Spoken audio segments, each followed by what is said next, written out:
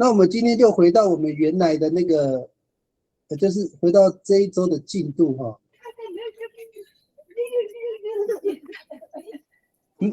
什么声音？好，我们来看一下那个今天的工作哈。我们今天的工作是这样，就是有3组哈。第一组是那个吴老师这一组哈，传统建筑。第2组是那个米粒老师的那个采集的工具哈，各种工具哈，比较细的。然后第3个就是第3组是美惠老师的，还有采集的其他的功能哈。那今天的内容看各位了，因为已经越来越，就是说我们可以收集的资料已经越来越少了哈。那我们比较是用那个就是提问式的方式哈，去看看还有没有我们漏掉的部分。好，那吴老师就麻烦你们第1组先哈。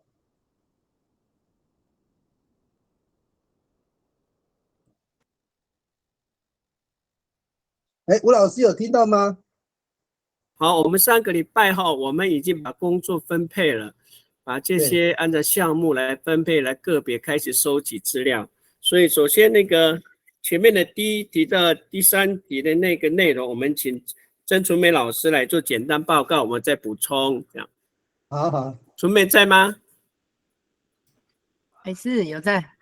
好，你大概讲一下前面3个主题的内容，我们等一下我们在所有的人再有什么补充，我们再补充。好，谈他们哦。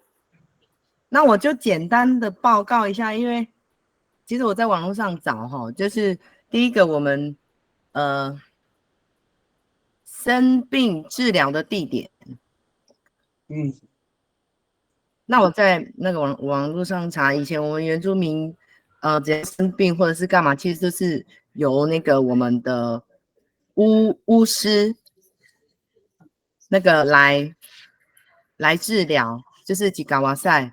然后呢，他们那个治疗的地点呢，就是医院啊，或者是诊疗所这样子。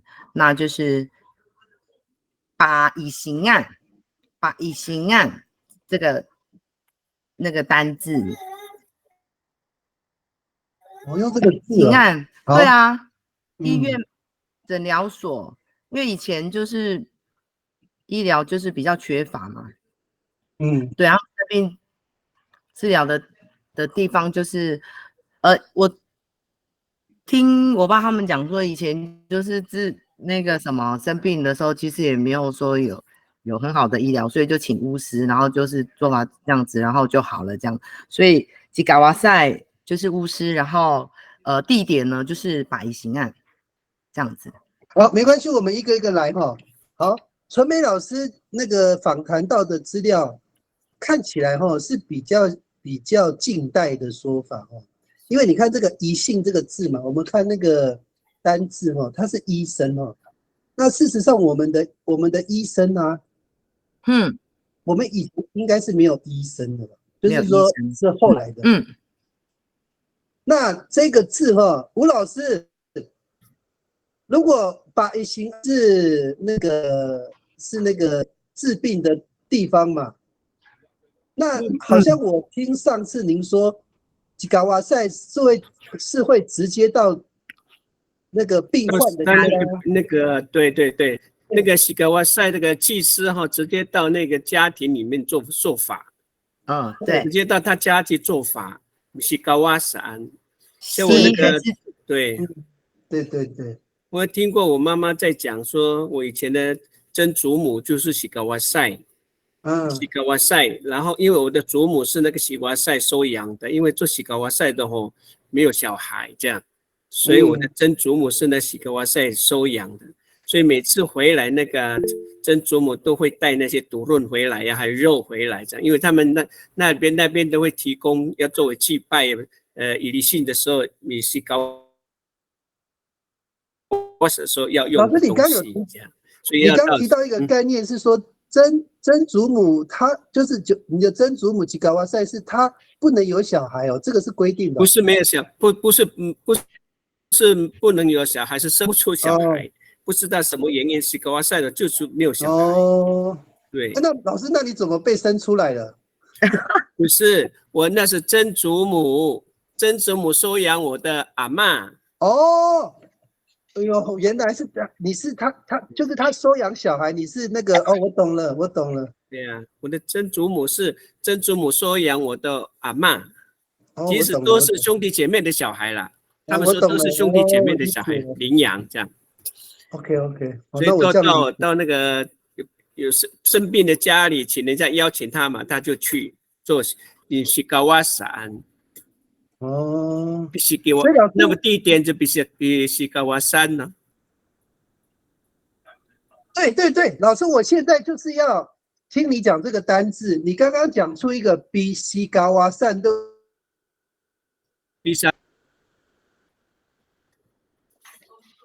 对嘛？我刚刚就是想说有没有这个字。那老师，因为你们是用西嘛，如果是有人念比西高瓦山也可以，对不对？对，有的地方不一样，我们比西高瓦山的人。OK。所以比西高瓦山的话，这个字就比较合理，就是说他在西高瓦斯的地方，可能是你家嘛，也有可能是别的地方。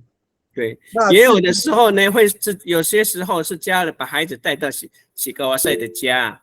对，有时候是这样。对，但是生病很重的不可能啊，还身体有一些不舒服，家人就陪他去那个祭司的家里。哦。所以他有时候也会去那个我们讲鲁曼努高瓦塞也可以，对不对？对啊，鲁曼努西高瓦塞。好，那因为纯美老师访谈的内容比较近代啦，所以这个乙姓这个字应该是日文的医生的转译那我们现在因为要收集传统的那我们原则上还是以嘎瓦斯这个字根为主那它治病的地方应该就是比西嘎瓦善这个字应该是最精准。好，纯美谢谢下一个。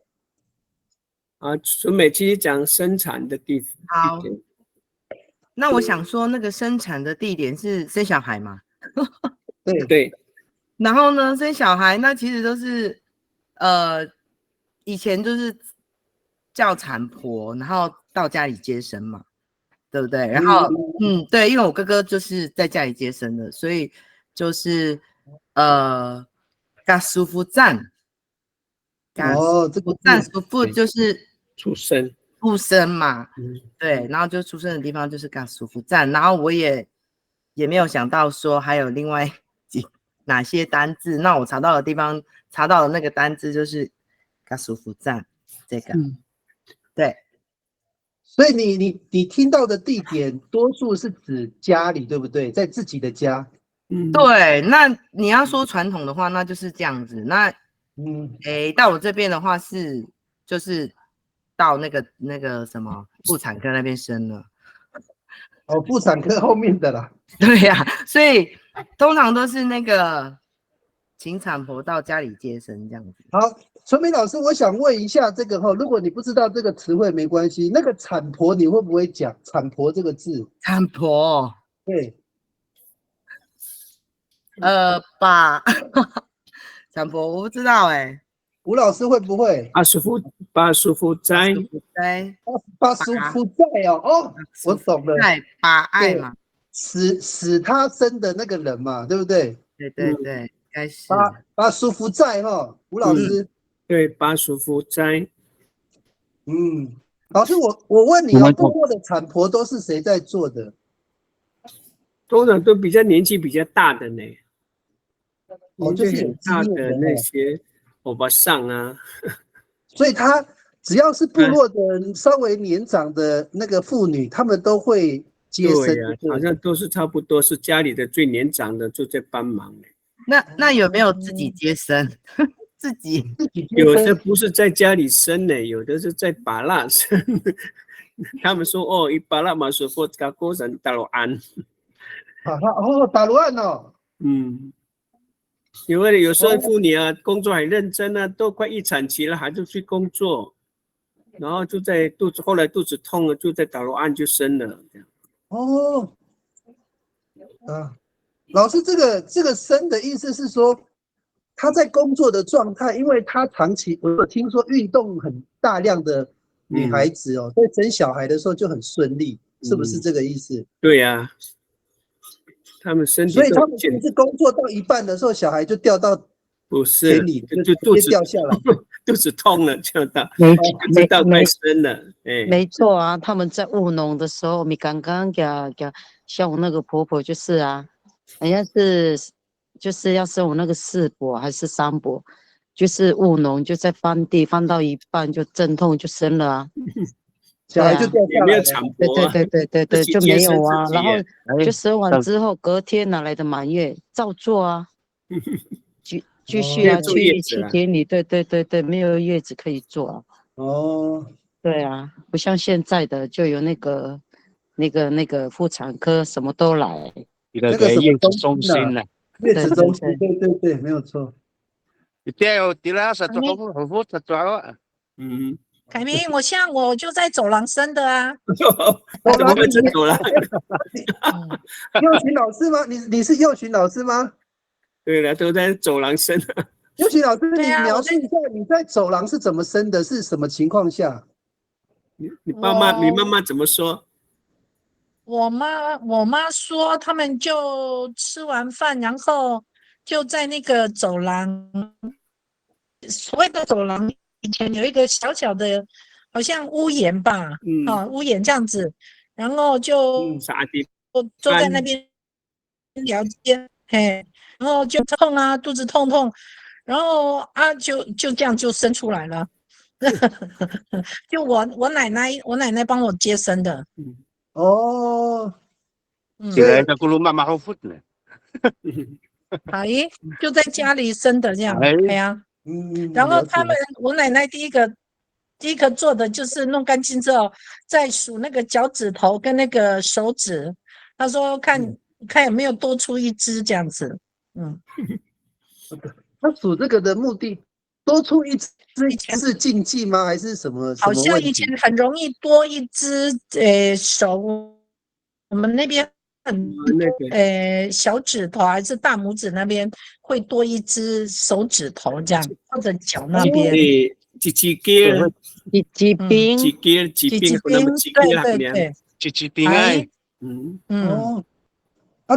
他这个会有对部落来讲是好的兆头还是不好的兆头？就是说它是好的还是坏事啊？不好的，不好的，应该是不好的。OK。哦，以前阿美族人很容易生出多一只手指哦。对啊，脚趾头也有，脚趾头。对，脚趾头，所以他要数啊，一只一只的数10个，就是说，哎，你的小孩很正常这样。哦，原来阿美族也有这样的禁忌哦，了解。好，那我们综合大家的意见哦，其实阿美是我那个把叔父在另外一个说法有一个叫把护父在。有，我们这边是叫保护站。有，我在打，我知道你的这个词汇其实是有我自己背的单字是这个保护子，对啊，保护子，对，我们这边呢，方言别的了。它其实这个构词嘛，它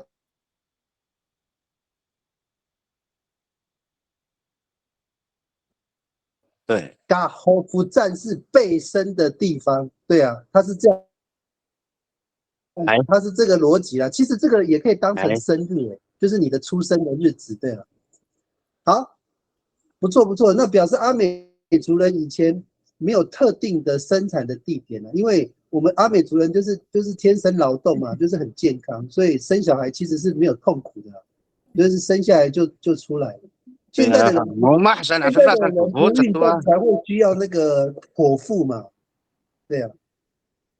以前生太多了，随便生一生就出来了。生太多，我知道那个感觉是，就是很宽松的意思吗？是这个意思？很自然，就很容易出来了，就没有那么困难了。对，好，了解了这个。好，下一个那个。传媒老师，你继续埋葬的地点，哦，埋葬的地点呢？那我们应该通常都是用土葬。然后土葬的话，埋葬我是找那个埋葬是打圣，比打神慢，对我，对，埋葬的地点，对。那所以通常你知道是土葬，那它的位置在哪边？位置哦，应该就是坟墓吧。对，有的是会在自己的那个法站那边，自己的田地，自己的农地了，自己的农地那边，打什么啥都对了。哦，然后可能部落安哦，呀，部落的也会集中在一起。然后部落啊，有的会说musuh大姑呢，我tidak satu kekusan，你打什么嘛，伊拉mana？哦，可是我听那个李金星老师讲说，好像大部分是在家的后面呢，自己家的后院。我家后面就有之前啊，因为被人家买掉，之前有啦，因为是后面那一块地是我家斜对面的，然后他的阿公也是埋在后面啊，他们的田里面啊。也是。那这样子到后面会不会后面都是那个乱葬岗哦？对呀，那这样子自己家里面的人，然后就都在后面，然后后面很少埋那，除非他们家里当sultan那去了，tidak satu啊，打什么？我家后面本来有一个，所以后院的话，应该是我们经历的时代已经没有了啦，大部分都是就是那个有坟墓的概念的嘛，对不对？对了，以前是自己伊拉古巴拉还是农地比较宽的，tidak satu米打什么？对。那个吴老师哈，因为你的年纪比较有一点啊，你有印象说你们以前马太安部落有人的那个尸体是葬在自己家的后院吗？没听说呢，都是在比达的曼城里的有一个部落的一个地方，特别大家集中在那里的。对，我觉得这个是后来天主教或基督教进来的时候才有这个习惯。不会说在后面。我的老家后面，就听那时候我的因为我妈是长女嘛，然后我爸是入赘的，在那个年代，应该是说在我国小国中的时候，我就听老人家说，我们家的后院有马多阿三大的曼站2个到3个这样子。所以我知道后来那个地方在萨古拉尼那个地方呢，我们小孩子都不会去接近那个地方，因为我们知道那边有祖先在地底下。对，在后院伊拉后马丁尼。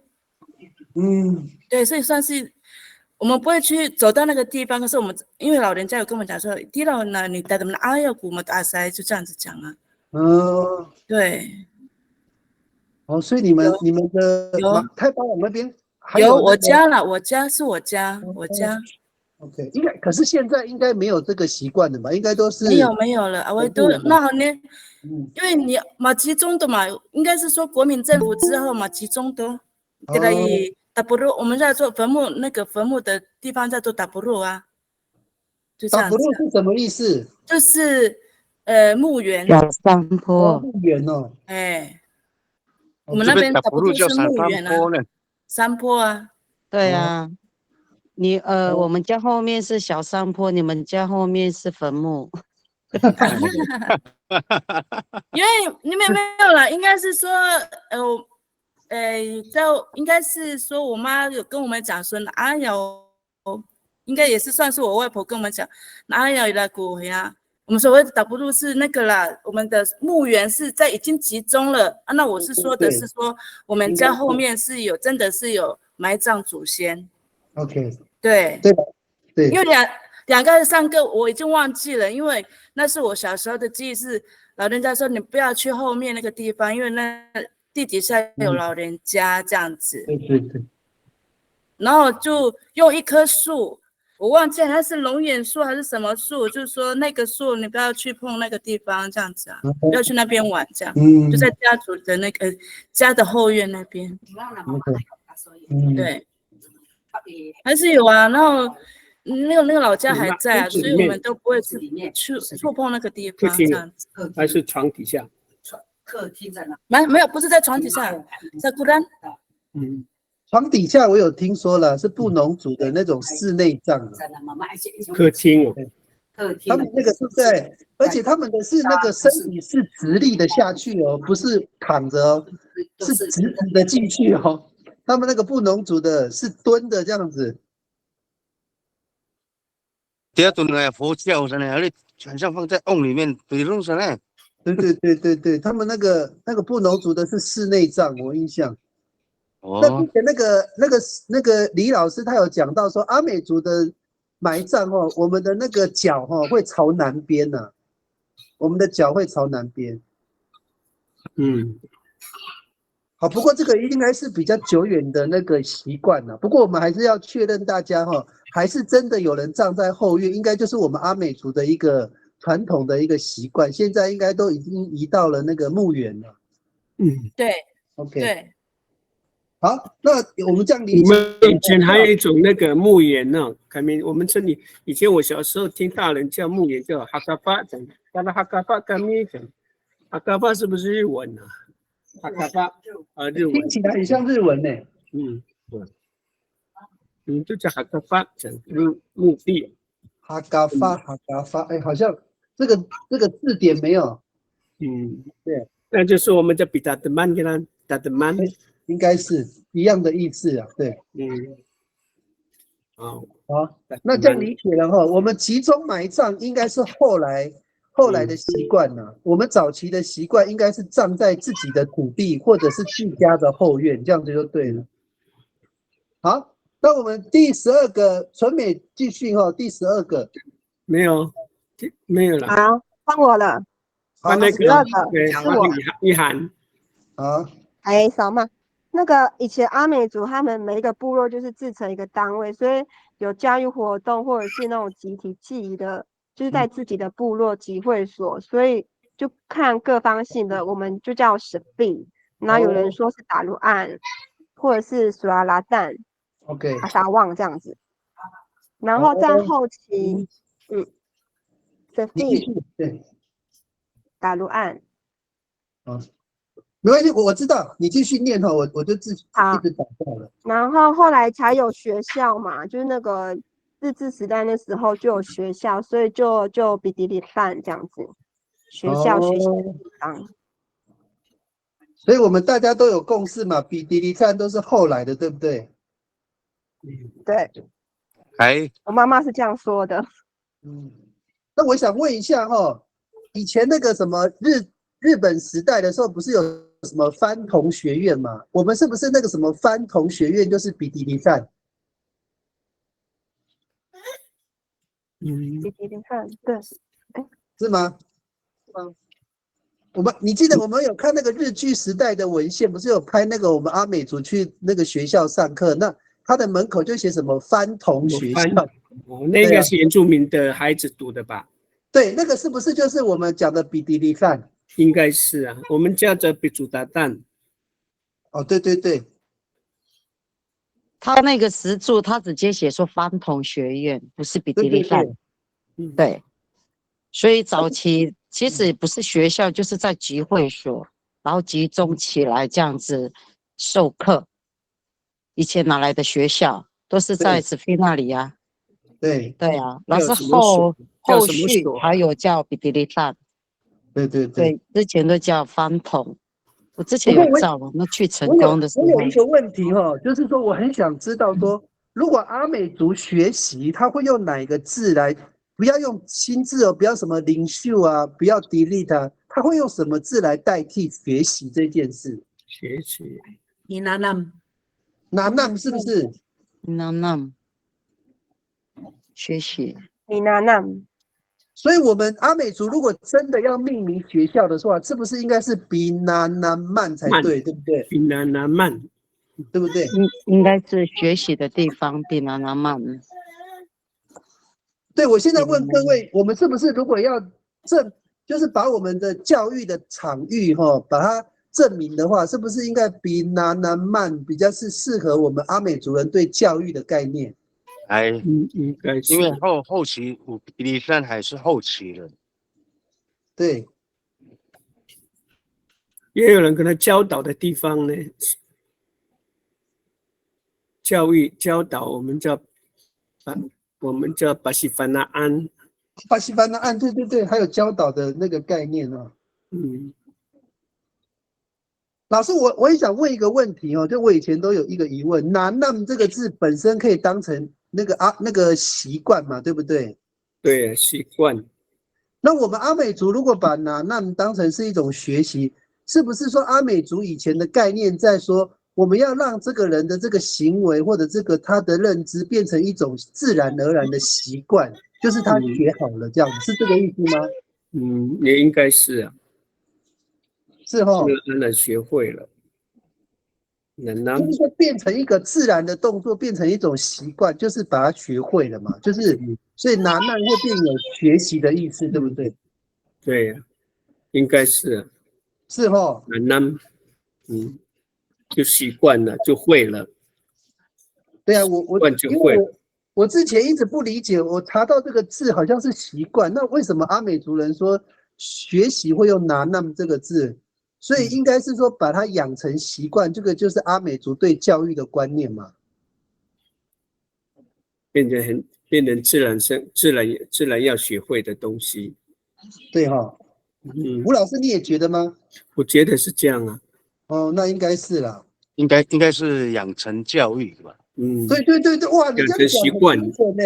啊，对对对，养成习惯，养成教育，阿美族的教育应该是养成教育，对对对了，养成教育了。对，我们不是什么知识教育啊，不是什么技能教育，我们是养成教育啊，对不对？延续下来的嘛，那么大赛延续下来。所以我们的年龄阶层嘎萨瑟拉应该就是养成教育每个阶段必须要达到的任务，对不对？对对对对。比如说我们的那个巴嘎隆奈应该是说要养成服从的习惯，嘎巴要养成认真的习惯，那个妈妈努嘎巴要养成领导的习惯，是不是有这个样子？吴老师，我这样讲正不正确？应该是更好，更适合我们现在的。就是把来想来给它延续下去的，就是把你养成教育都变成一个职位，哪一个职位这样子。对对对，哇，那个松林大哥，你这个字很精准呢。我们阿美族应该是养成教育，对，没有错。对。啊，哇，这个，所以我们的大部分的我们的学习的场域都是所谓的我们现在的集会所吗？那我们的所谓的那个家庭教育呢，也是不是也是教育的一环？因为我们的女生嘛。没有去 Sophia， 那女生的教育是谁来协助？也是家里的长者妇女啊。对，所以我们一般来讲，我们都有所谓的年龄阶层啊。可是提到女生的话，都没有特别的描述。吴老师，你这边有没有什么特别的？就是你听到的对女生的教育的方式是什么？没有很特别呢，都是家里的父母或是长辈就带着他们做事啊，就跟好像学徒一样啊，还能神。哦，师徒制。家长带着孩子教他们怎么做，甚至都做什么？你像你是绕的，他就教你步骤啊。哦，孩子就在旁边看着啊。我们的女孩子通常就是应该是他们的老师，应该就是妈妈或者是的妇女。对呀，不会是外面的人教，都自己的家里来教。这样一直教。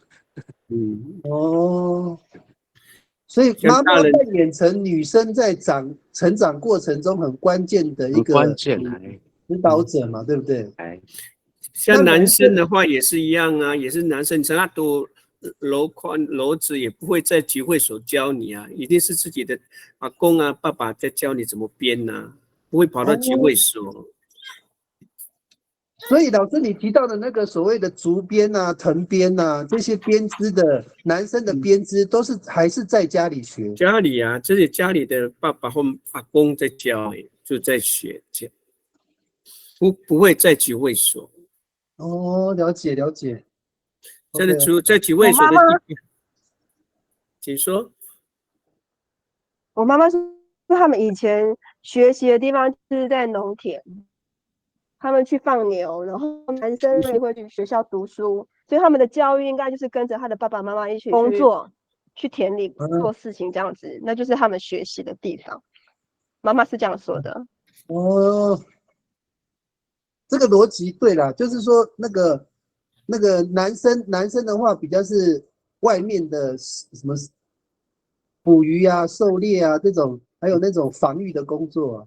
那采集啊、务农啊这些可能就是女生的，所以女生的教育场域应该就是在比较是属于采集耕作这个部分嘛，所以她应该就在这个环境，没有错。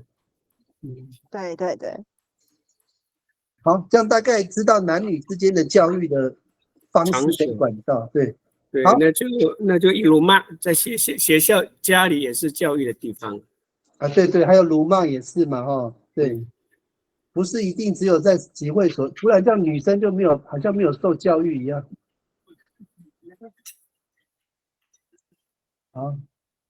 好，这样子大概这个逻辑就清楚了。好，我们下面一个13。避难的空间，避难空间，他们会往深山里面走，躲起来找遮蔽的地方，所以会去那个鲁都干那边躲起来，然后去找可以遮住身体的地方，就是那个比阿廷岸，就是可以遮蔽的地方，然后或者是去找那个峡谷、山洞，山洞我不知道怎么讲，峡谷是我查的是缝，这样子。山洞，崩缸，啊，对对对，崩缸。崩缸是台语吧 ？Behave 可以。对了 ，behave 对呀，我刚刚也是想这个字，山洞嘛，对不对？对。你刚刚有讲一个字，我有点忘记。你说躲避的地方，你再念一遍。比阿星岸。阿信遮住。嘿。阿信 A。我知道阿信。我们秀姑兰会讲说比阿星岸，比你们干，比你们干也可以。啊，我们那边是比你们干。比你们干。对啊，这个比阿丁岸，对不对？对。OK。好，你们有没有印象？我好像昨天还是前天有传一个字啊，到那个赖群组，你们有看到吗？我说贴那个蔡宗涵的字典，你们有没有看到那个赖群组里面有一个那个 POLOL， 好像是这样拼，我有点。POLOL。对。对。你们知道这个字吗？它是类似围篱吧，就是预防敌人来攻打，POLOL。围墙。对。POLOL。好，我们这个字哈，我们讨论这个字哈，有没有人知道这个字？那个我们在一个上次那个阿力克有讲到的那个，就是那个大港口事件啊，他们那些年轻人，那个把那个通事啊杀死之后啊，他们躲回去的时候就是躲在这个地方啊。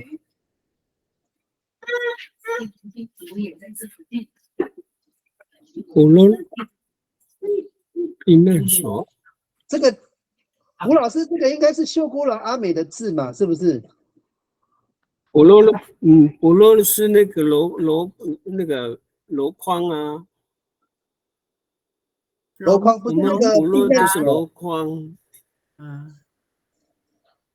没有感觉，不像我们的避难所是那个比利木干呢。林那个又不一样哦。我们在比利木干，我们在比利木干。补漏就是我们是箩筐，比如说我们插秧的时候，那堡垒它的长相就很像那个补漏，就是因为长得很像啊，圆圆的嘛。对，堡垒很像那个补漏了。对了，应该是这样讲。倒过来的时候，那个补漏倒过来很像堡垒。因为他们那个什么，那个叫什么，那个港口的那个港口事件嘛，他们的那个躲的地方就叫补漏。大港口事件啊，他们那些年轻人后来跑回去的时候，就是躲在这个地方了。圆形，OK， 补漏。好，这边就有提到哈，有那个噜嘟干嘛，还有 seed hit。那你们用2个单字，一个叫做比阿平案，一个叫比林木干嘛，对不对？对，林木是躲藏，林木是躲藏。所以比林木干就是躲藏的地方嘛。所以老师你也没有看过那个补漏的那个房子，就是那个有点像是那种堡垒的那种地方，你没有看过哈？没有了，所谓现代人的碉堡就很像啊，碉堡。阿力克老师，你刚刚说这个东西就是那个围篱，所以你看过吗？现代的是不是像那个我们讲的那个什么防空洞哈？对，应该就是那一种。对，就它的外墙就比较扎实，就很硬，所以它这里写的补漏就是差不多就是像这个围墙。对，补漏。那应该是了，所以他们应该以前如果是阿基本那就完蛋了。对，围篱又差很多。应该不是阿基本了，是阿基本了。对啊，一下子就毁掉了。那没关系，大概我们有这个概念哦。那因为这个大港口事件也是比较近代的啦，所以它这个堡垒有可能是后面才学会怎么弄的。好，我们现在7点41分哦，那我们谢谢那个建筑组提供的那么好的资料哈。好，那我们休息5分钟就好，到7点46分再回来。7点，我们回到线上讨论哈。那个米莉老师有在线上吗？有。OK， 那我们就开始进行你们的部分喽。好的。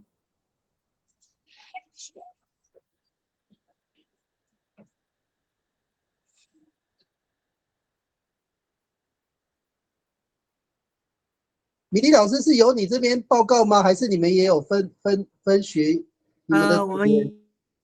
我们有分。OK， 第1到第3是我讲。好。我看一下。好。你还没有到那里。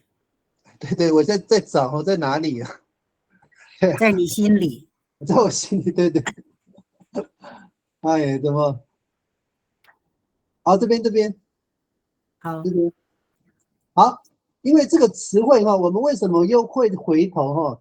因为上次你们有把那个 SABI、STIC 的工具哈都有讲出来。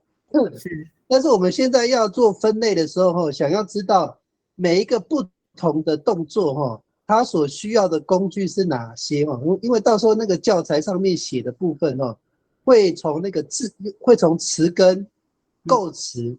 那构完词之后，它要对应它的词汇啊。现在你们做的动作就是构完词之后要对应的词汇是什么，然后你们就把那个词汇的字我们就要把那个词汇的字填到那个第3层，就是对应到那个工具的那一层。好，就是这个老师你们是那个吗？你讲一下，你们第一个字是哪一个字？比拉格劳。拉格劳，好，那我就直接跳到那。好，第14个，好，老师请说你们的拉格劳要。你的画面没有在那里啊？有14嘛？有没有看到？没有啊。没有吗？好，现在才有。有 ，OK， 好。好，那拉格劳的工具我们有用火把。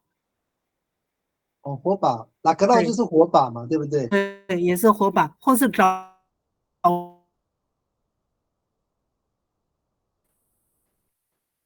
也有讲拉格劳了，也是有讲老道。对，嗯，老道嘛，对呀。对，也是火把的意思嘛，对不对？对。还有没有？那就后来我看到我哥他们已经进起了，对不对？那应该是民国50几年的时候，他们就用那个煤油灯啊。怎么讲煤油灯？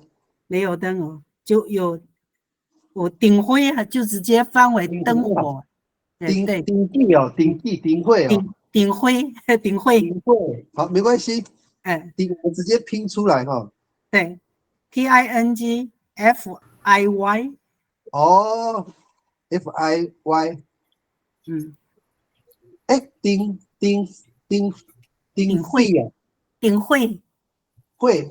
会。灯火。顶会哦，这个字很怪哦，这个是闽南语的。对，是闽南语直接翻。顶会还是顶会？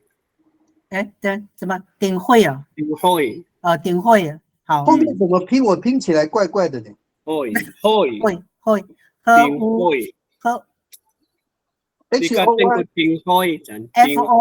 HOY 对不对 ？HOY 对。HOY 顶会是。大佬出现了。哦，顶会。好，老师，我现在有一个好奇哦，那个早照这个字啊，是现代的产物还是过去的产物啊？哪一个？早照。以前的早照对啊，我们就讲有的地方叫早照，有的地方叫拉格劳。对。哦。对。老师，你看你们看那个画面哈，那个早照它的同义词还有一个叫祖拉，一个是隆隆，有这个词有吗？有啊，隆隆有。祖拉我们就没听过。隆隆有。火把。对。隆隆啊，讲我们会把隆隆啊是用把它照亮一下，这样。对。OK， 隆隆也有嘛？啊，另外一个呢，那个祖拉，我没听过哎。祖拉。祖拉好像是烧哎，米祖拉烧的意思嘛。祖拉是放火了呢。对呀，所以比较不是哦。点火了。点火烧起来。放火了。对，意思怪怪的。哎呀，好了，这边。他们祖拉不知道卖是被放火了。对，他那个应该是那个放火的意思。那个火了，放火。那个我想问一下，因为海岸线的线上有那个阿力克跟那个松林大哥你们嘛，我想问一下哈，为什么那个成功叫做早照啊？成功那边马少少哎，什么意思啊？马少少。对，意思不知道呢，因为其实马少少是3明里了，3明里嘛。因为我有3明里的朋友。为什么他们叫马少少啊？你们知道吗？是他们点着那个火把去找那个部落的意思吗？很像哦。你那个马少少，我忘记问他马少少是什么。对，你看啊，然后那个松林大哥，你讲的没有错哦，在成功镇3明里的阿美族3明里因为以前没有成功镇，直接叫马少少。对，所以不知道你们也不知道那个典故，我说他是什么原因变成叫做马少少？要问当地的人嘛，怎么办呢？ OK， 因为我有一次去那个什么那个成功那边走那个步道，有没有？有一个叫做什么马老绕什么马肉肉步道还是马什么？那个我那个时候那个阿美语我搞错了，因为我以为是姆拉绕的，我就说是不是搞得乱七八糟的步骤叫做马？哦，原来是那个，后来我才知道原来是那个火把的意思。马烧烧。对，阿力克你知道吗？阿力克，你们海岸线的知道马烧烧你知道吗？我不知道哎，我没有3米里的朋友。我有啦，你有哦。可是我那一天去那个陈广澳那个，他那边石柱那边也有一个叫马老绕，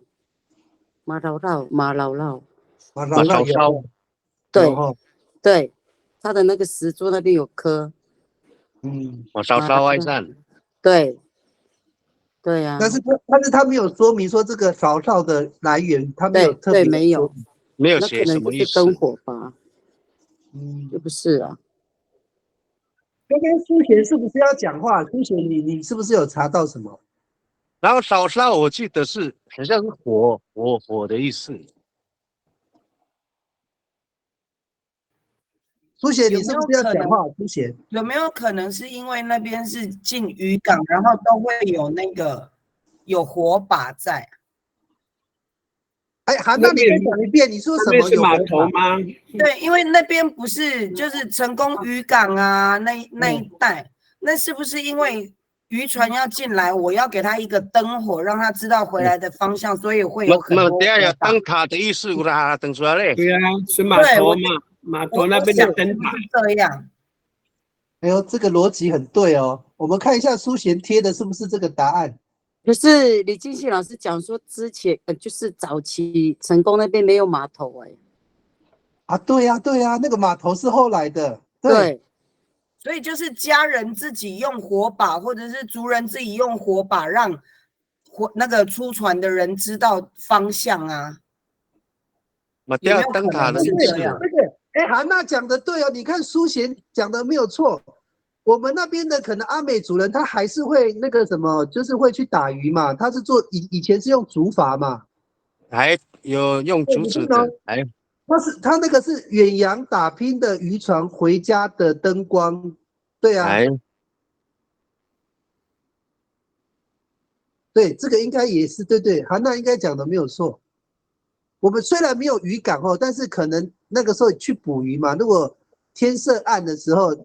你打个那个早照的话，人家就知道你要在那个方向在哪里。抢滩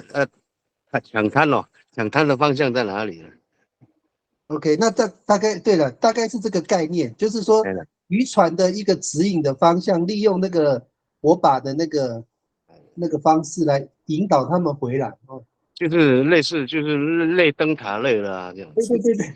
所以这个马老套是哪一个部落？是三明里。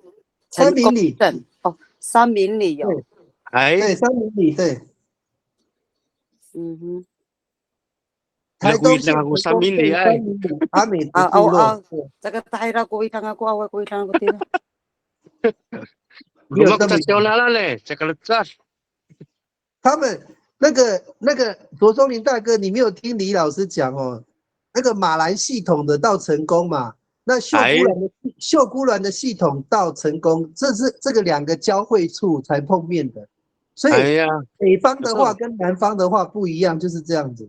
而且语调又差很多嘞，因为他们是那个恒春系统的恒春阿美的那个那个巴里跳跟法兰奥系统的上来北上，对。是，所以跟他们聊天的时候，现场有没有那个法兰奥的人？就是说那个马兰的人，有没有马兰的？我就是啊。又许，所以你到成功镇的时候，你们讲话的方式，你是不是都还很习惯？到了长滨之后，你就开始不习惯了。对，成功以南的都可以，一直到成功都可以。没有错嘛，对哈。所以佑许老师对这边讲就没有错啊。嗯，所以然你在成后成功功镇跟阿美族再人聊往天的时上去，候，往上去长滨那边就有点困难了。嗯，我他妈都公爷嗨，还有罗麦的公益海啦，马扎代我像那个罗秀伦，他就是成功麒麟的马扎代，我跟他讲了，我哎们，的话都一样。嗯，可是你哈就不一样了，那个语对，调就不一样。OK，那了解，因为你们很会讲的才知道语调，我们这个不会讲的都差不多了。对，所以那个佑寻这边可以验证说，我们那个阿美族的，就是说马兰系统北上的哦，就差不多到成功那边停下来。那大港口事件南下的哦，从那个什么奇美啊，什么大港口啊那边往南跑的。差不多也是到成功那边停下来，怪不得阿力克在那个成功没有三明里马对啊，对啊，三明里的跟我们的还是有通啊，三明里的。Iya, matong to, malecas 还 to. 像那个刘秀兰老师啊，他就是三明里的啊，我们的话也是有通。嗯 ，OK， 那就没错了。好，那我们大概那个第一个概念可以出来，就是说我们大概是用那个火把类的东西当成是那个，所以我还有一个问题我们不是只有带着火把吧？我们去那个沙比拉格劳，就是沙比拉格劳的东西，应该还有抓鱼的或抓虾的东西嘛？没有吗？就是说我们会带什么去？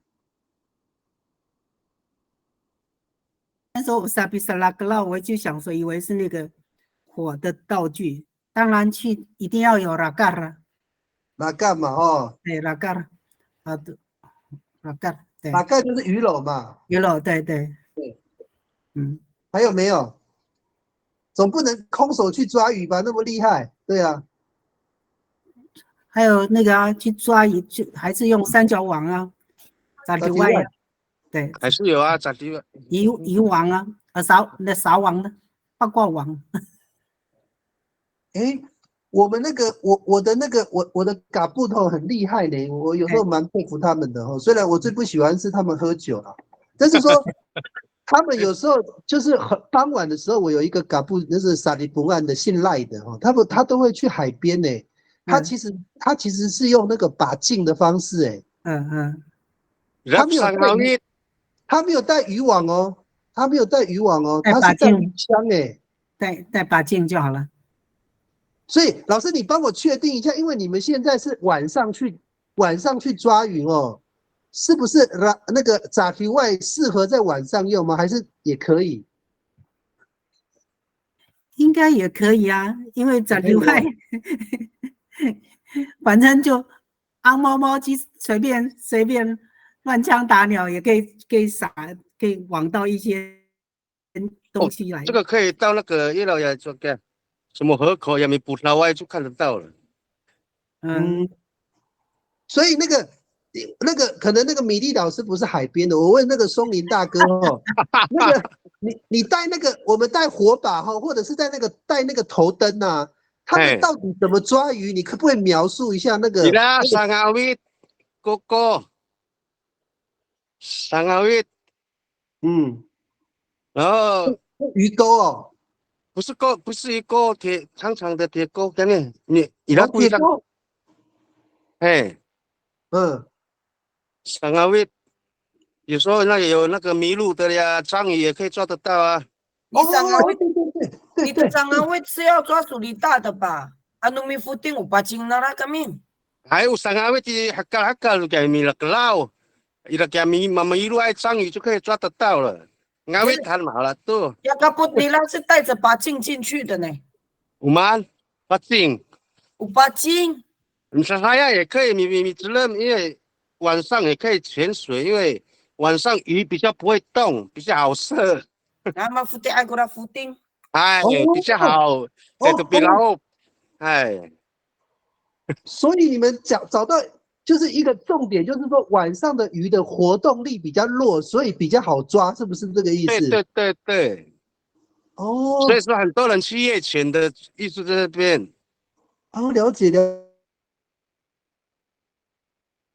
解。嘿，所以我再回到，因为我们不急啊，我们慢慢来。所以这个米拉格拉哈，通常是不是他的动作就是你责任？没有他是钱，潜水的，没有钱，他就在那个岸边而已，只有在岸边而已，没有潜水，没有潜水。OK， 他在岸边去抓而已，这样子对不对？有时候就碰到迷路的章鱼就勾起来啊。好，了解了，我懂这个逻辑了，我还以为他们去游泳嘞。在屋子那么多那没有啦，那个绕就有那个在岸边而已啦。因为如果你夜潜的话也很危险嘛，对不对？要看海象啊。OK， 那我了解了哦。所以他们主要的还是在岸边去看那一些比较活动力比较弱的那些那个鱼类马啊，也对啊，就是这样，还就是章鱼啊，重点在迷路的章鱼了。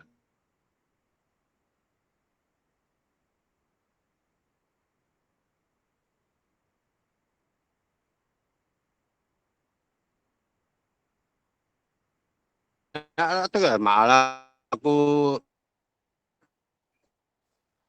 这丢也可以有啊。那个气龟也抓得到。你吃了吗？对不对？它又比较近哦，比较近的。对啊。气龟有没有那个它的那个阿美语？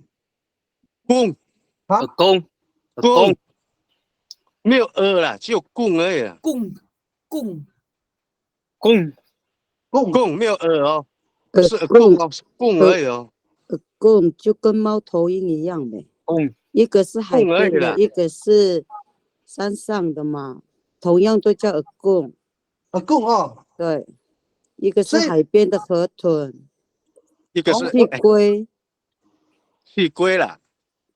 公，因为它的长相也是蛮像那个猫头鹰的头啊。哦。眼睛很大颗啊。气龟。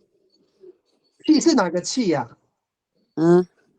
很生气的气啊。有的气质它才会鼓起来呀。河豚。你要惹它生气，你就比较好抓。我问一下你们讲的气龟就是河豚是不是？对。哦，气龟的龟是乌龟的龟啊。乌龟的龟啊。对。所以河豚小时候无聊的时候还会去打那个气龟，让它自己生气，嘣让它不速什么不速，游的比较慢，比较好抓。OK， 了解。所以我们米拉格劳的时候，我们通常抓的是鼠狸大、公、气龟嘛，还有没有别的？螃蟹啊，亚吉嘎耶嘎浪，亚吉嘎耶嘎浪。所以这个就嘎浪那个，反正在沿岸爬的虾类、鱼类都可以抓啦，对不对？对。马拉里维诺克拉。马搁浅来苏里达。马浮潜。马搁浅。马搁浅来。所以他们讲说，如果是夜潜，一定是用鱼枪；如果是白天，他们用三叉。三叉的。三叉。对，所以他们有分。我夜潜都是拿那个鱼枪，把筋。我早上才会用把劲。不错哦，早上才会用到把，因为射的比较远。可是晚上的话，他是石头睡觉，所以都是拿那个鱼叉。那个呀，三角的给你害。因为三叉的嘛，三叉的。好，老师你们讲那个鱼叉、三叉的阿美语怎么讲？杀猪，这样就。猪就是刺的那个。他是直接用手，然后看起来一样啦，那个道理跟鱼枪是差不多的，只是他没有那个没那么强啊，没那么长，没有鱼枪那么强，没有鱼枪可以射那么远啊。了解。它一样是有橡皮哦，可是是握在手里哦。就一根这样子，就像长矛这样子啦，你懂啊？长矛的那种形状。我知道。然后再加个橡皮这样射出去这样。那个3叉的其他族群也有啊。对，我有看过泰雅族的，但是我没有看过阿美族的3叉的。这个秀吉兰我没有看到老师你们念杀猪猪就这样哦。怎么讲？再讲一次，杀猪猪是不是？杀猪猪，杀猪猪，杀鱼肉，都可以的。OK， 你找刺就好了。有，我已经有打好了。好，差不多了，没关系。我们大概这个词汇这样子就很充裕了 ，OK 了。你差不多吃饱了，还惨。对，好，我们来看下一个慢。苏贤说一路子啊，对，一路子我知道这个字，鱼叉是不是？毛。一路子。毛。对，苏贤问说，一路词是3叉的吗？还是只有单叉的？单叉。只有一根针吗？只有一个剑嘛，对不对？单叉而已。它不是3叉的哪在？对呀，所以这个应该是用来打仗的吧？对呀。他的意思跟3叉都是抓西边的。抓西边的嘛，鱼比较小，还用3叉。所以鱼比较小才用3叉，所以你的意思说，如果鱼比较大的话，就可以用一路尺，是不是这个意思？用单叉的就可以了。对呀，所以古当你们也有这样讲，古当可以吗？古当这个字，古当没有听过。古当哦。对。你们看不到画面看不到。怪不得没有画面，没有画面，没有看到，我一直猜了一个字。你没有分享。奇怪，我刚刚怎么会跳出来？好，有那个蔡中涵的字典有2个字是同义字一个是以副词，一个是古当，请问这2个的功能是什么？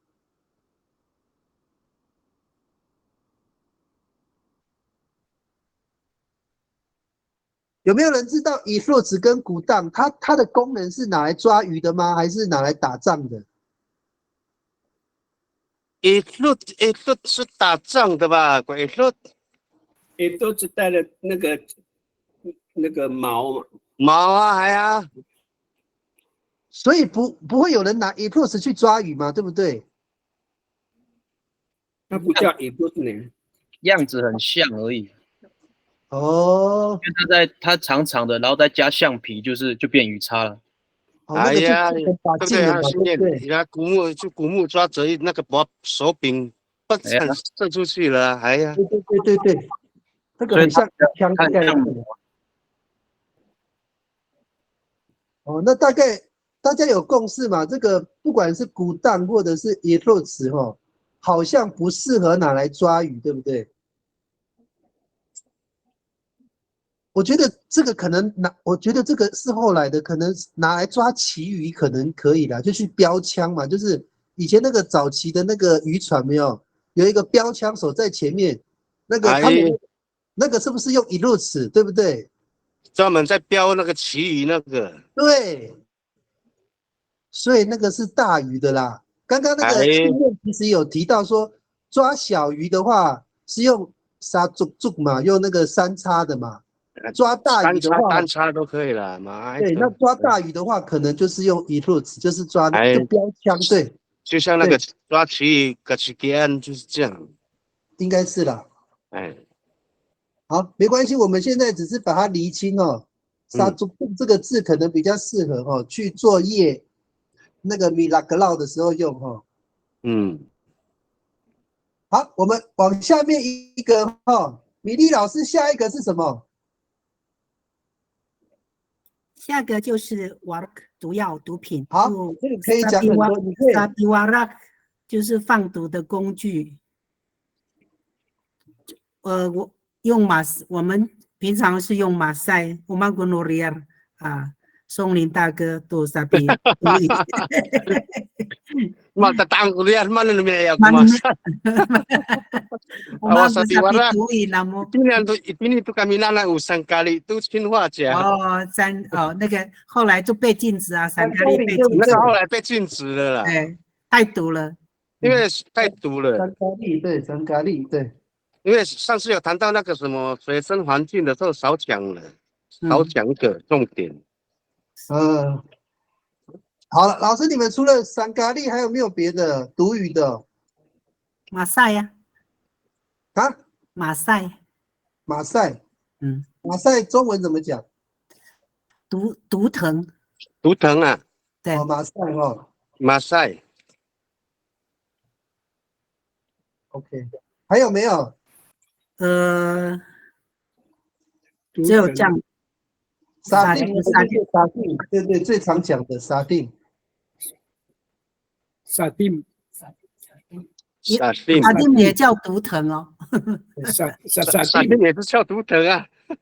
对呀，沙丁就是图腾。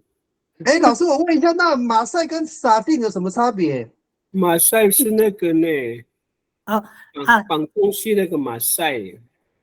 凯明，我弄错了。应该就叫沙丁，我把它弄成，因为那个这两个植物，这个植物太像了，沙丁跟马赛长得很像，所以我就搞错了。马赛是葛藤啊，对对，葛藤啊，对。那葛藤的功能是什么？可以拿来绑东西啊。临时就是绑那些木材的。对，拿来绑木材啊，或是任何东西，或者是竹子啊，捆绑可以拿来捆绑用的。了解了。对，因为太像我弄错了，抱歉。上一次我妈妈去山上拿麻袋啊，要装她的那个红梨，结果没有带到绳子，马赛她用马赛去绑那个绑那个帆布那个布袋口。哦，对，所以它的质地应该是比较软的藤，对不对？没有很，它本来就是很柔软的，就很好折，就不容易弄断。那个纤维有纤维，比较不容易断。对，它们比较有弹性了。对对，它应该比黄藤还要软吧，对不对？对，它的韧性比较好。OK， 那了解了。所以葛藤专门是拿来绑，就是当成类绳子这样子用的，它的功能。对。OK， 注意临时性。那个散咖喱的话，老师你们的散咖喱通常中文怎么翻呢？散咖喱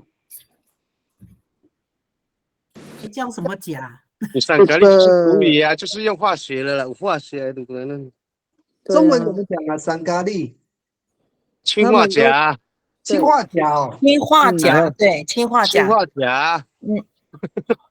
哇，松林大哥你很有知识呢。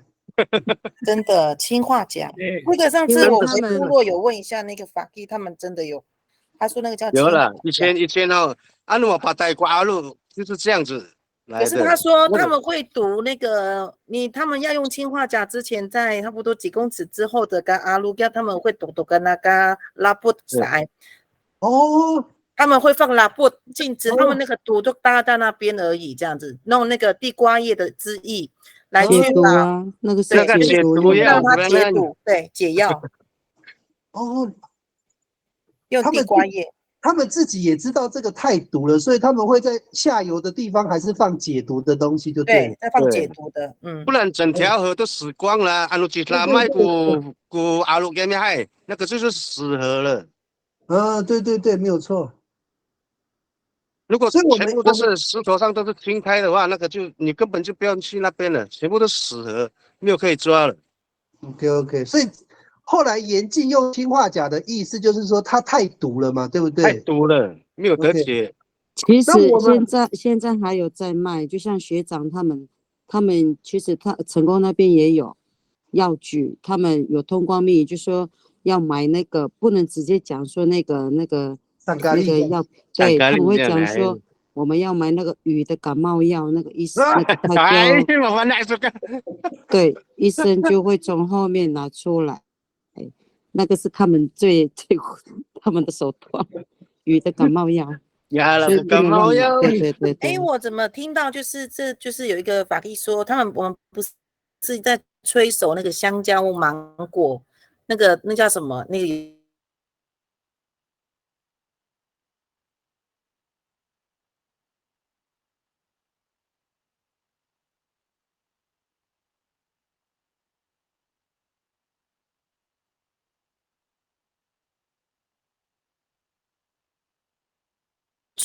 区域这样，然后把它的那个那弄塞，然后马它的那个附丁塞，他们就给它剪这样子。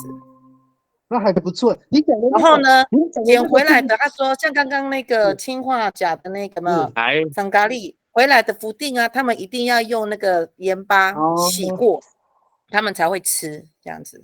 应该是要这样子啦，对啊，它那个应该会残留在鱼肉里面了，对，没有错。所以那个刚刚那个伊丽丝讲的那个，就是电光部落那个竹炮的那个材料，对不对？你讲的那个东西。对，他说就是竹炮用的那个材料，没错。对 ，OK， 那我知道了。哦，那个也可以拿来毒鱼哦，那么特别。还有一个羊齿草，阿美主要怎么讲？什么草？什么草？你先讲中文。羊齿草，绵羊的羊哦。哎，对，然后牙齿的齿。还是不是羊齿草就是嘎夫杜赖？还是啊？哎呀，它会长一颗一颗的颗粒，然后它羊齿草也可以毒，它那个可以吃啊，对，人可以吃，对，那个可以吃，野外很多。哎，这有麻醉药了。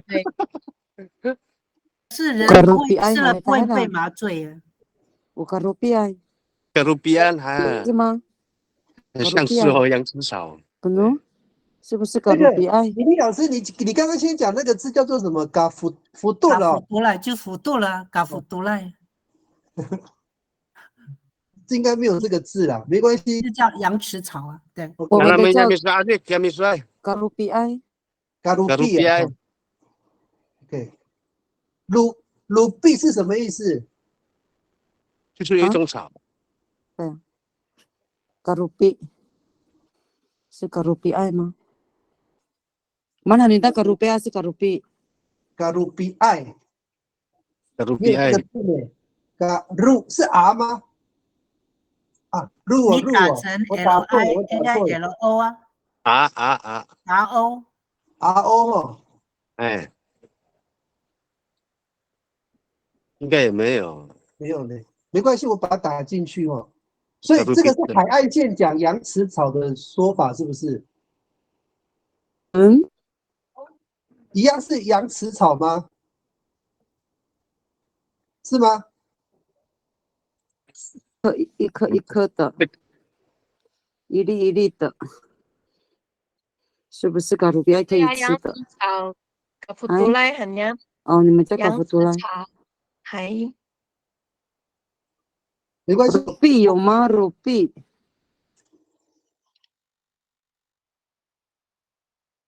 鲁比好，不是那个字典查不到。鲁比好像有呢。鲁比，我没有这个字哦。对啊，没有这个字，没关系，我们把它打进去。阿力克，你帮我确认哦，我先打上去哈。卡路比埃，你帮我确认它的中文哈。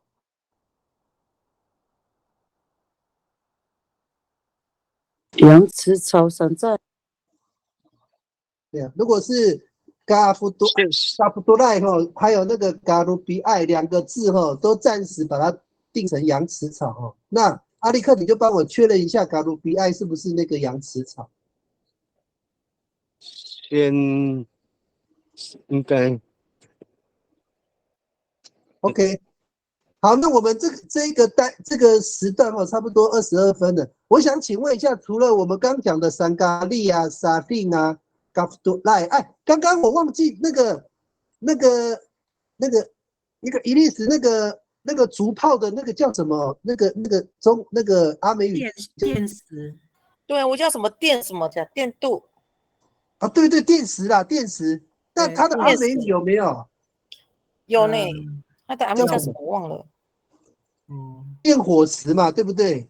电火石。它那个有没有阿美语的名字？有哦，有，有它的名字。没关系，如果你查到的话，再传到赖群组就好了哈。因为如果这个可以用，它也是萨瓦拉的其中一个工具嘛，对不对？刚刚我在那个，就是上次我不是有给一个网址吗？就是刚好在跟那个法蒂在聊，有一个这个叫做什么吉赫诺纳富了杨坡，有这个东西吗？他说这个也可以拿来，它的籽可以拿来毒鱼这样。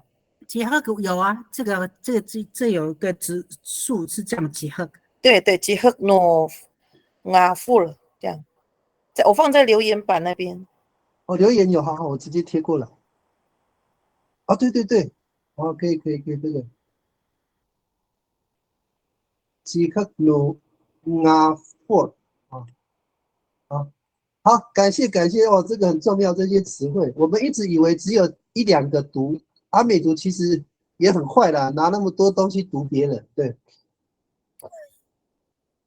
好，大概是这几个哈，好，我们现在8点24分哦，我们休息到。哎好，凯明，好，请老师，那我们第3个阶段哈，因为老师你们那个表格东西哈，你们罗列的很清楚哦，那你在这个说明上应该更清楚。那老师就麻烦您来帮我们说明一下。好，好，今天还是暂时由我来先报告我们这一组的哈，下次也要分组哈，会比较好。那我们路上采集组呢，今天讨论的内容是采集植物的其他功能。那第一项使用的，海明说你就不用讨论了嘛。那我们从第2项开始，就是要用的部分。对。那其他我们的组员也会在线上，会做补充，他们也是有做一起讨论这个内容哈。那我们就按照那个野菜的名称，还有你编的之前的那个名称的顺序来查哈，它的要用及它的功能。看一下我们第一个就是植物名称，达杜根，就是芦荟，它的植物作用就是清热解毒，也就是解酒哈。那个，因为我们的档案有点混乱哈，因为今天一直上课，那来弄一下。还有那个秋美补充的，他说是解酒，是哈，秋美。有个线上也可以再有在线上，因为我看到那个你传给我的那个网址，我就这样子那个什么仔细在那边看了，它真的它有所解酒功能呢。对呀，我们先谢谢那个啦，你们先谢谢那个伊丽丝哦，他找到那么棒的网站。对，就是那个。为什么每次就是喝完酒回去台东喝完酒的隔天一定要找那个达杜根，要煮汤。古拉路，不然那个古拉路很痛苦。等一下，你们刚讲到一个词汇哦，沙比阿萨是什么意思？沙比阿萨，让他解酒啊，是好了，治愈。哦，对了，治愈。那个阿萨萨，那个阿萨是吗？不是阿萨喝 H 再加 H， 后面再加一个 H， 后面加一个 H， 最后一个地方对阿萨。哦，我了解，哦，是这个所以是沙比阿萨，就是拿来治疗的东西就对了。对，治疗古拉路。后面要再加 H 耶。有 H， 他的网络比较慢。阿萨，有 H。沙比阿萨的古拉路。对，古拉路是那个吗？宿醉，就是宿醉哦。对，就是那条路。就是那条路，隔天都找不到路。所以那个我们那个虽然我们是那个用那个伊丽丝提供的找，但是我们那个哈娜那边有提出说，他们的部落前一天晚上喝酒，隔天可以煮那个龙葵来解酒嘛，对不对？这个是有被证实的嘛 ？OK 嘛？对，我们一直都是这样子。那你不要这样讲，感觉好像你都在喝酒的。没有饮料，他是党务主任。饮料对的。好了，那这样子有概念的哈。好，第二个功能解毒呢，有解毒吗？龙葵的功能就是这样，就是清热嘛。夏天我们喝那个汤也是会，就是降火气。对，从以前老人家退火说，对嘛哈，降火，降火，退退火，火啦，对，退火还退火吗？对对，清肝解毒嘛，所以它可以解酒，退火，马上就酒醒的意思。应该不过那个喝酒的龙葵大都根本它有点比较偏凉性，凉性啊，身体太热的话，你去吃它反而会比较好一点，但是你吃多了马比亚斯哦，来呀，对，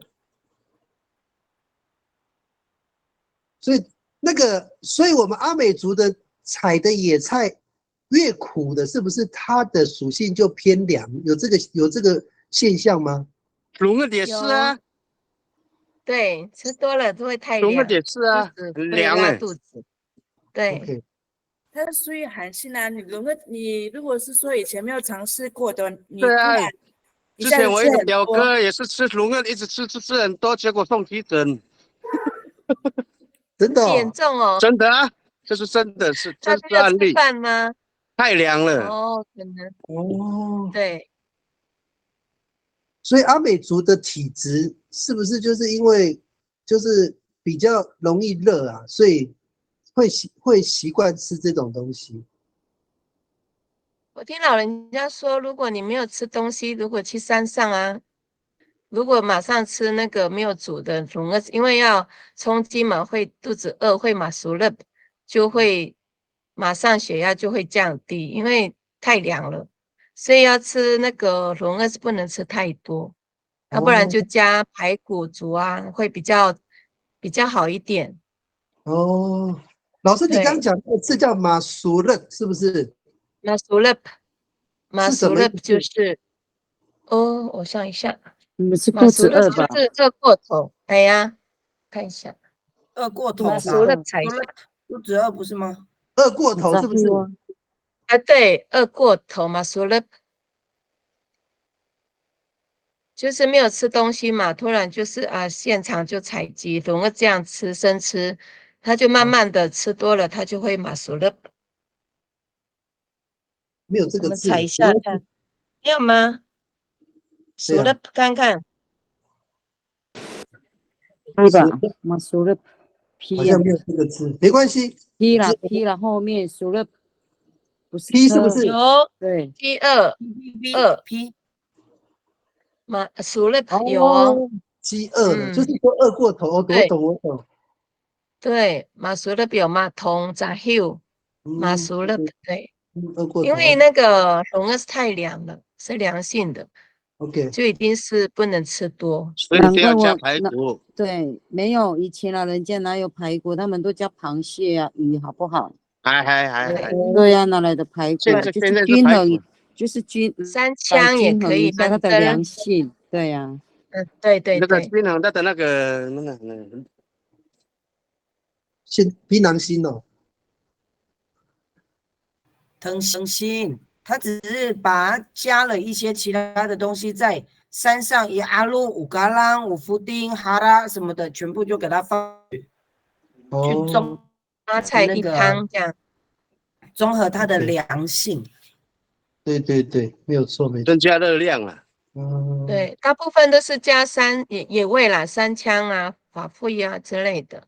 OK， 好。这样我们第一个大概有一个概念哦，后面应该用类似的概念去解释哦。好，老师，第二个散骂就是山莴苣嘛，它也是清凉退火或是保肝，也就是一粒提供的那个那个网站哈，我们查到的是它也有抗癌降血压的效果。对，其实那个打毒更跟散骂差不多的功能呢。是啊，因为这个散骂它会比较硬，那通常我们都会，对，我们都会加祖母粒一起煮。哦，它如果跟祖母粒一起煮的话，那个散骂会比较柔软。哦，这些菜我小时候我妈都煮给我们吃，我都不爱吃的菜呢，这些。这是我们的很好的，哎呀，成分哦。对我们身体有益呢，野菜。真的哦。所以散骂老师，我给鸭子给鸭吃。所以散骂是不是你的认知上它的属性跟打毒根其实也是有点像的，对不对？差多了。是啦，因为打毒根是比较不会那么硬。功能吗？对，就是他吃过的，他的药用的，是不是差不多？药用的、清凉都有啊，就是退火，也跟打毒根差不多。他这里说保护肝脏，它会不会解酒？散骂可以解酒吗？反正野菜都可以解酒啊。反正酒醉的人都喜欢吃野菜，都是要去拿野菜来煮，就是这个意思。所以因为我也没阿啥个苦啦路。系啊，都是野菜，骨好，对，骨好。所以对啊，你说的对啊，骨好清淡嘛，我们都不要加油嘛，就直接。所以这个山莴苣这个散骂，他们现在也有，就是拿去晒嘛，中医对不对？然后就这样煮了，喝那个汤，跟那散骂。把瓦里拿来给他们晒干，对啊，保肝。保肝，对。散骂被那个中医当成是某种药材，是不是？对。连它的拉米吃吗？它的梗还是它的叶子都可以吼。全身那个叶子就是。那个散骂跟那个蒲公英就很像，如果是蒲公英就是整株这样子，巴瓦利恩，对，蒲公英啊，巴瓦利恩给它，就跟那个散骂一样啊，也是把它晒干，也是喝它的汤。对。白酱啊，等于泡茶那样子的。对啊。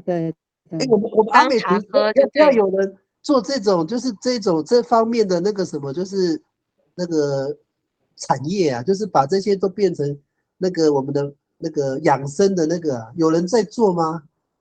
其实还有产业不一样的关系。我anggrek nira kuranan satu ya ageteng nira， 它的那个对，一般人不喜欢喝啦，它跟药一样的味道，就对了。对，呀ageteng nira都要苦。对。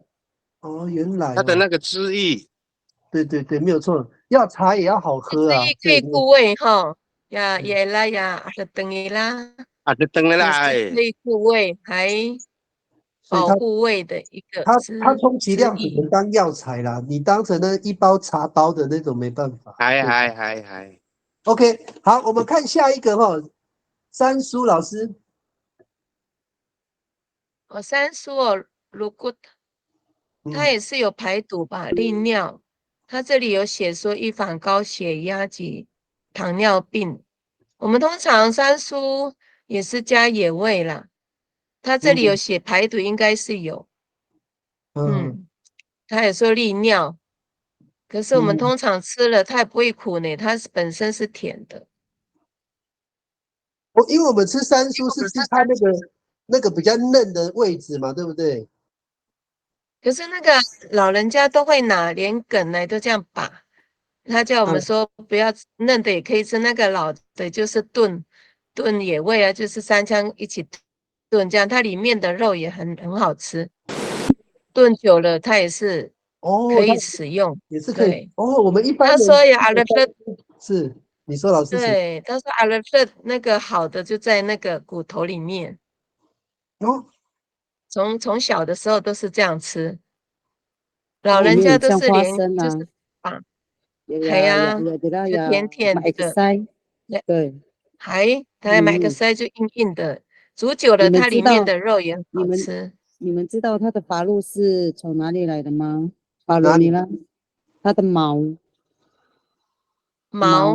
对，法露，我妈的妈那个法露是从它的毛那边，山苏，妈的发吉拉马的毛就是啦，呀，反正黑啦，反正法露过来，就是它的毛啦，掉下来就是它的种长出来，对，了解，不得它那个都会长在，有时候它长的位置很奇怪，原来它就是那个只要附着在哪边就会长嘛，对不对？有的特别漂亮，就是在树上啊，很难拿呢。那我怎么会长在树上？原来就是那个毛，那个毛就是它的种子哦，原来哦。你看，有的长在树上啊。对。对啊，爬上去有危险，就把它当那个装饰品。长在树上的特别茂盛，有没有？其实那个杉树都是在深山里面会长得很大，特别漂亮。对。而且它的那个嫩芽特别多。对。对，它比较适合在深山里面生长的一种植物。它算是蕨类嘛，对不对？蕨类，对，蕨类，对。它比较适合在阴凉的地方生长嘛，没错哦。对，越深山越阴凉的地方特别漂亮。有的人有种植啊，可是他还要盖那个纱网。如果在菜园啊，他们像我阿姨就近嘛，不要去山上。真的吗？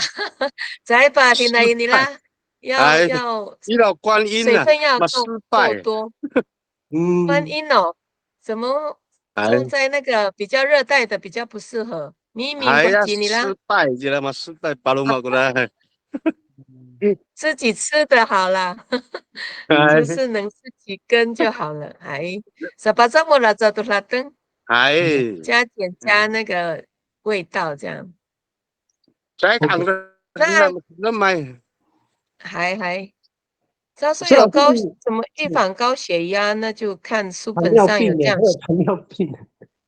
对啊，他也说还有预防糖尿病，所以我们要多吃了这些野菜啦。原来阿美族吃的很健康的，超级健康的。所以我们阿美每个菜都是中药。对啊，它有它的功能。OK， 所以凯米你不能不吃散麦，都要吃。对，我最近有点那个高血压，我可能吃一下。对啊，就预防一下，预防胜于治疗。对。好，下一个就是第4个嘛，哈。黑古基，也就是我们讲的那个哈古兰盖，哈古兰艾。对，哈古兰艾，飞机菜，对。还有一个门那不知道哪里的哈。他说具有解热利尿、消肿的功效。对，他这边说消肿，我们可能因为我们都吃了，也不晓得是有没有这个功能。可是书上这么写，应该是有了，有根据他们的那个有经过验证的了，就是说应该是有。中医可能也有去拿这个当药材。对，老师，他是不是还有一个名字叫耍糖哦？三酮哦，不是什么？三酮哦，三酮蒿是不是？对，是吗？三酮蒿好熟悉哦，我上马还是飞机菜哈。三酮蒿好像黑古基哦，那就是了。我们是讲荷兰钙啦。我们是讲黑古基，跟第2个一样，哈古兰艾。你们讲黑古基哦，我们讲黑古基，大部分东海岸的都讲黑古基，我第一次听呢，黑古基这样。因为我们花莲都讲荷兰钙很黏，所以说才会飞机菜。后来查一下学名，好像是三酮什么？三酮蒿，应该是，大家查一下看。它有解热利尿，是哈，那就有了，有根据，就是根据这个有解热利尿的作用，特别是消肿，可能我们那个脚肿起来啊，还是有水肿的，可能有这个功效哦。就是昭和消肿就不知有道了。很多跟他会拉动嘛。对，很多都是。好，它的功能都有共通性，接近。对啊。OK。都接近。所以大概功能都差不多。都在那个阿特登那边啦。没错，我安热。海明，你知道阿特登吗？不知道呢。它的黏液那个黏液啦，不转出来，它有那个黏液白白的。白白的。白黏黏的。那个叫阿特登。查一下阿特登。那个叫阿特登。哦，所以苦苦的，所以苦苦的。阿特登。萨玛比较多哈，萨玛的阿特登比较明显。它也可以生吃。去拔那个，去摘那个什么法西路就好了，你去剥一个就知道了。对，法基路也是，它的阿特登有哈。那个阿特登超黏的，真的。哦，对，树脂跟酱汁黏，对，就这个阿特登。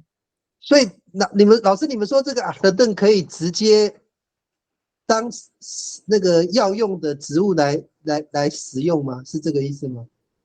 它的就是如果你生吃的话，就有啊。而且久了它会变黑色、咖啡色这样。它可以生吃啊，生食。我们的萨玛都生吃，对啊。萨玛的也是白色的啊，白色黏液啊。对。多尝过我们没有特别吃啦，我们只是都是这样，直接很饿的时候直接拔来吃这样。生食这样我尝过嘛哇，原来我们以前会把这种野菜生食哦，哇！对啊，我们小时候都吃啊，不一定要煮熟就对了啊。我们都是牛就好了，用点的啦，就在野外就这样。怪不得阿美族可以到处活着，因为他们知道。以前我们会讲说，你把你盘对几辣酱就用盐巴搓一搓，你把你对，还有妈妈都清晰。你把你包，对，你把你盘了就搓一搓。你把你是什么意思？搓一搓。对，搓一搓。卤你铲子，哎呀，卤你。我们这里把你一样。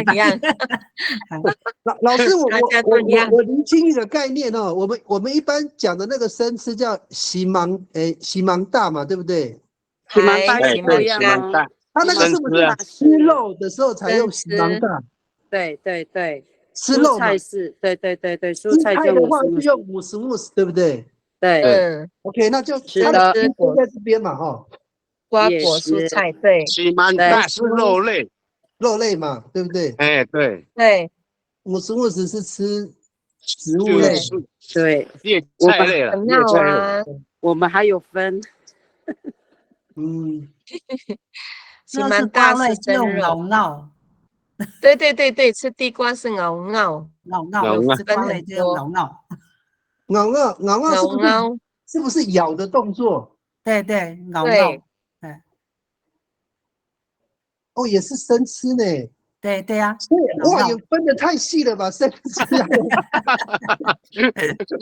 每种东西有每种的吃法。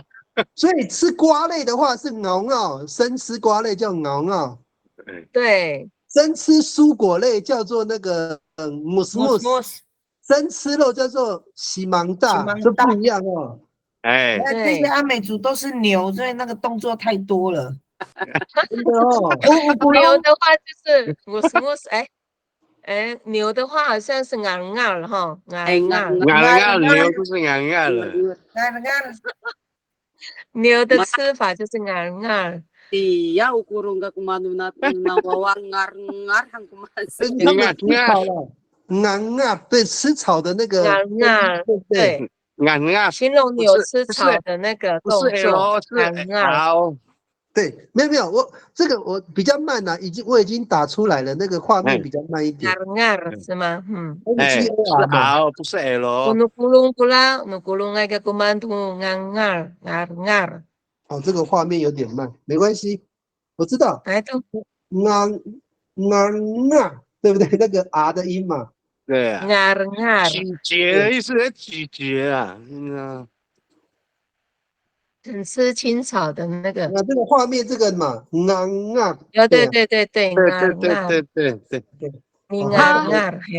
他还有一种说法呢，凯明妈。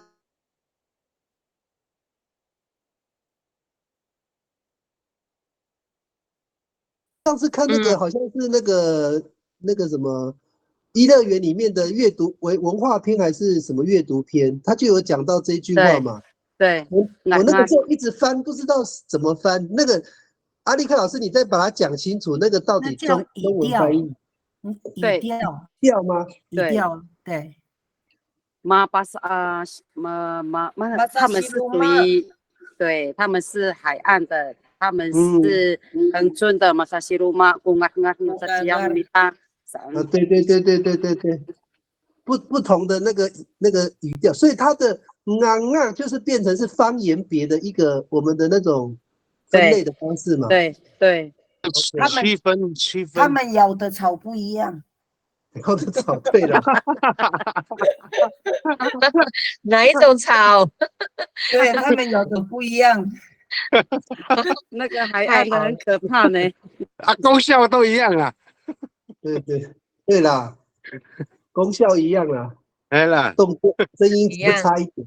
OK， 好，老师，我们差不多，我们第五个。第五个是卡哇一带，就是一种苦苣菜，它没有好像没有刺，就是野耳菜，在这边这样写。它的功能也是有消炎啊、镇痛、解热的功能，跟散麦都差不多，就跟散麦一样啊。他们是一系列的，他们是同一组的。我看阿美族就是过去就直接把这些药当成食物在吃了，怪不得对啊，怪不得我们阿美族的身体特别好哦，全部都是中药，草药了，草药。治百病。卡哇伊带就是有个能努花，能努蛋烧，马里阿发上一大个们，对不对？对呀，鸭子吃的人也在吃。如果是散麦跟卡哇伊带，我会选择卡哇伊带。对，兔子吃卡哇伊带比较甜强，美，蜗牛吃的也要强，鹅吃的也要强。那个其他的族群看到阿美族就是那种割草机又来了。对，牛割草机都可以加祖母粒一起煮啦，而且会比较软。对，我跟你们讲他的朋友，我们明天晚上要讨论那个阿美族的那个迁移的那个路径。你知道我们找到一个证据哦，就是阿美族他根本把台湾当成就是一个过渡站而已了。其实我们的太多人把台湾当成是阿美族的那个。明天再讲了，很精彩哦。如果你们明天有时间可以上来讨论一下。好，那个既然一样的话，再往下如果属性太接近的话，就往下。第六个就是达拉嘎古鲁，就是野生那种小苦瓜，就比较小粒的原生种。我知道。它苦瓜可治疗慢性病，啥三高。高血压啊，高血糖啊，高血脂，那个真的很有效。对，它也是降火气。对，当汤有的白浪啊，他们都晒干。他们菜园种很多，其实那个不用种，它自己自然生长。